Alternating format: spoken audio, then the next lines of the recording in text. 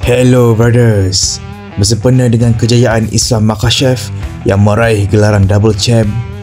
Jadi video kali ini Min nak kongsikan dengan korang 11 fighter UFC yang pernah meraih gelaran double champ, yang mana mereka ini dikategorikan sebagai fighter yang menghuni kasta tertinggi di UFC. Okey, fighter pertama yang meraih gelaran double champ di UFC ialah Randy The Natural Couture.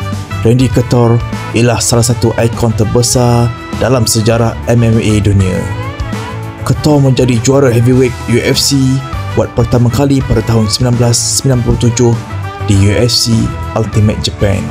Kemudian pada tahun 2003, Couture turun ke kelas light heavyweight, dan di UFC 44, Couture mencipta sejarah dengan mengalahkan Tito Ortiz dan menjadi fighter pertama yang berjaya meraih title double champ di UFC.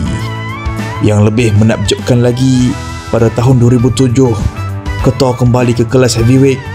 Di UFC 68, Couture berjaya mengalahkan tim Sylvia melalui unanimous decision dan menjadi raja heavyweight yang berikutnya.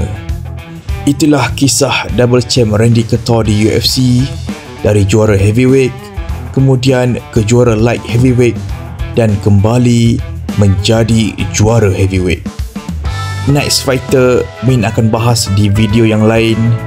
Jadi like dan komen dan follow Puncak Power Pound jika korang suka konten berkaitan UFC. Sekian, terima kasih.